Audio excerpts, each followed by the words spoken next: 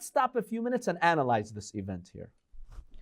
Some researchers have said that there are some exaggerations about the story of Nuaym.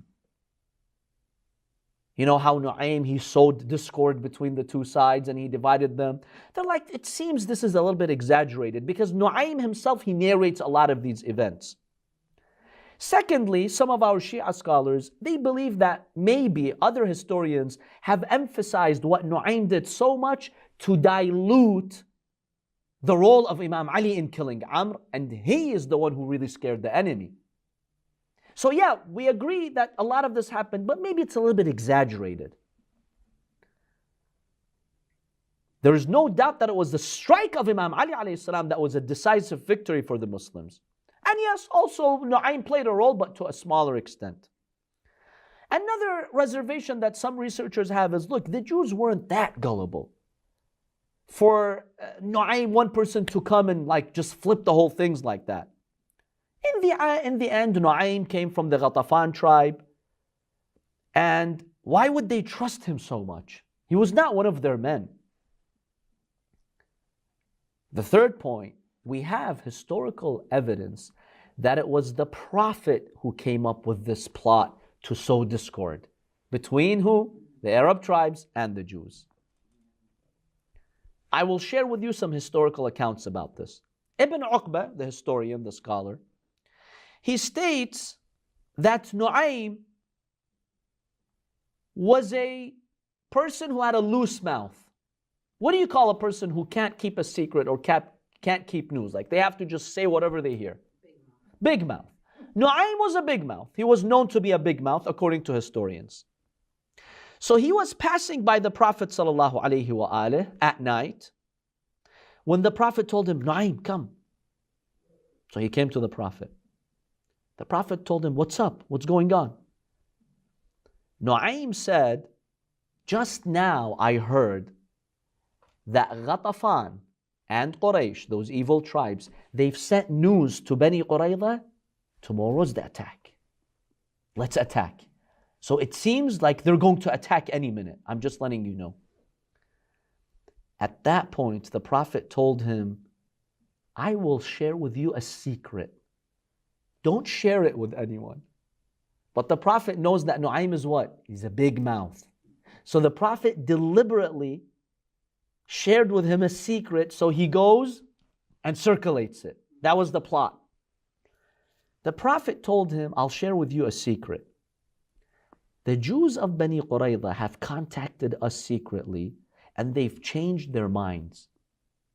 They've sided with us and they've apologized for breaking the treaty and they're no longer working with who? With the Arabs, but they haven't told them. Nuaym is hearing this from who? Rasulullah sallallahu alayhi wa sallam. And he was what? A big mouth. The Prophet shared with him this secret, quote unquote, and he left. When he left, the companions told him, Ya Rasulullah, why'd you tell him a secret like that? Don't you know Nuaym is a big mouth? The Prophet says, I know. But war is a trick. War is deception. What happened? Nuaym, knowing this news, he went to his tribe, even though he had become apparently Muslim, but remember, he still has ties to his tribe of Ghatafan. He told them, look guys, I heard the Prophet telling me a secret. These Jews, they broke the treaty with you guys now. They're with Muhammad. I just need to tell you that. Like, whoa, you heard this from the Prophet himself? Yes, wallah, I heard this from the Prophet himself. Question. Is it justified for the Prophet to do something like that? See, the Jews had not broken the treaty with the Arab tribes. They really wanted to kill the Prophet and the Muslims. But the Prophet came up with this plan to divide them and sow discord. And that's how the battle ended. Is it justified to do something like that? Why is it justified? A small white lie to stop a big bloodshed. See, lying in all religions, in Islam, is haram. Are there any exceptions? Give me an example of a scenario where it's wajib on you to lie. To save lives. Exactly, you're saving a life. If your friend is hiding somewhere, your believer friend, and the enemy comes and he tells him, is he hiding there? If you tell him yes, he's like, well, yeah, I have to be a truthful mu'min. No, you cause the death of your friend. This is haram. Allah will consider you a murderer. In that case, you have to lie to save the life of your friend. It's wajib here to lie, wajib, because you're saving a sacred life. 10,000 evil enemies, along with hundreds of these Jews from the inside, they had gathered to kill the Prophet and every single Muslim in Medina and obliterate the last religion of God. Now, is it justified to say something that appears to be as a white lie in order to save all these lives and to save the religion of Allah? Of course, not only is it allowed, it's wajib. If you have a trick like that, you have to. The enemies have come to kill you. If somebody has come to kill you, oh, let me tell you the truth, come kill me. You're not allowed to do that. These guys are enemies. So you have to use every trick you can with your enemy to save yourself. If somebody breaks into your house and the only way to get them out of the house and not kill your family is to lie or come up with a trick to deceive them, can you do that? You have to do that. It's not a matter of whether you can or not. You have to come up with a trick if you can. It's wajib. So those people who may misunderstand this and like, wait a minute, isn't the Prophet as-Sadiq al-Amin? He's the truthful. He would never say anything that appears to be as not correct. How could he say something like that? He had to say something like that. He was saving lives. You have to say something like that. You have to cause disunity and make them stop the war. And remember, the Prophet wasn't after them killing them. They came to Medina. That's why when they left, the Prophet left them. He wasn't pursuing them to kill them. They came to kill the Prophet. So if I have a way to stop them and break the unity, I have to.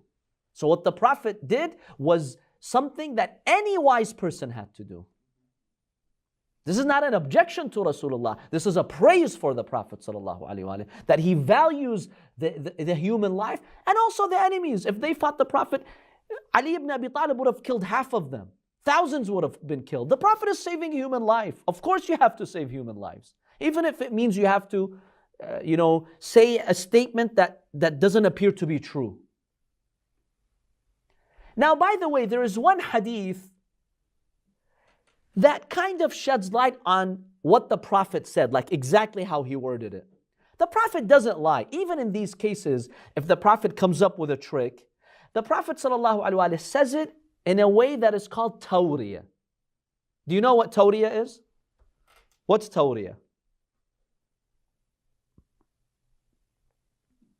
Tawriyah is not revealing the truth and saying something that's technically true, but it gives another meaning or message. A typical example, somebody knocks at your door. He's coming to, bother your husband, right? About some debt, some issue, and your husband doesn't have time to meet him right now. So he comes and he tells you, is your husband here? The husband is in the house. You don't want to tell that person because you want to avoid the situation. So what do? There is a living room in your house. You point to the living room, but you're speaking from behind the door or over the phone. And you tell him, no, my husband is not here. And what do you mean by here? Like here in this room. It's a true statement. He's not there, but you're giving the impression that he's not in the house. This is called tawriyah. It's not technically a lie because what you're saying is true. Or someone was once invited and he didn't really want to eat for whatever reason.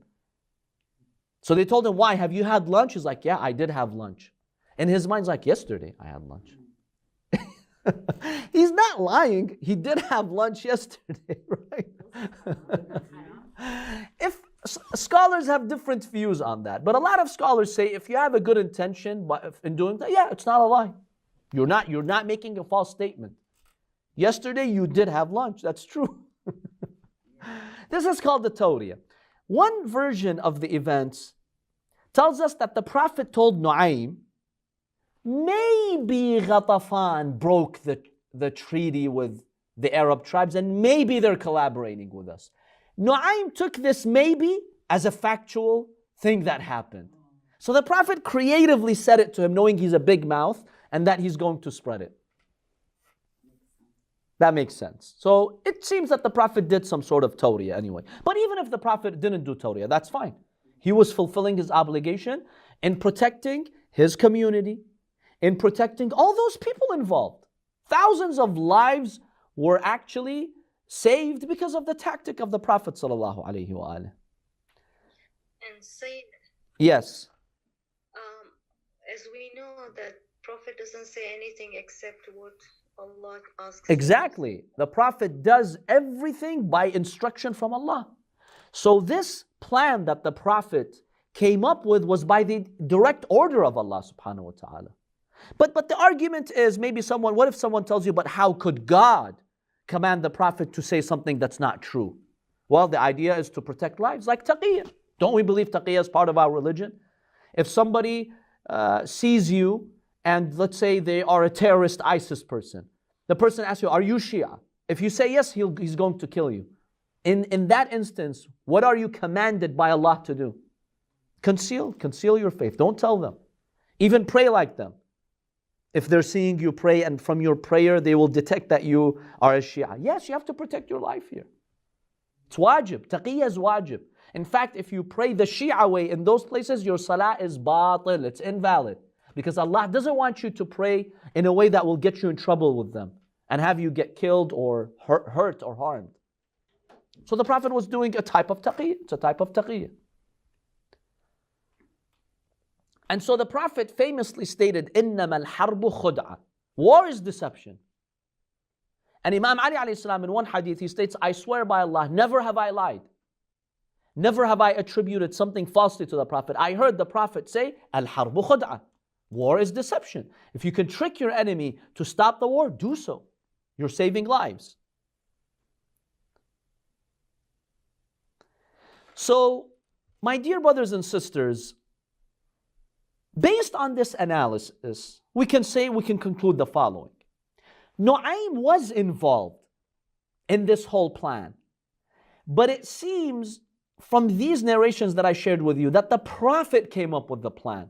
Not the earlier version that I shared with you that stated Nuaym, he himself came up with the plan and he did all of that. It's unlikely that Nuaym, a new convert, is so savvy for him to do that. You can tell this was a godly plan. So it seems from these events that the Prophet ﷺ, he is the one who came up with the plan. And given the historical accounts that we have that Nuaym was a bad mouth, not bad mouth, big mouth. Nuaym was a big mouth. The Prophet said something to him, he went and he spread it, and that's how the Jews distrusted the Arabs, and the Arabs distrusted the Jews, and the war ended. And this is completely justified, because you are saving lives through this tactic.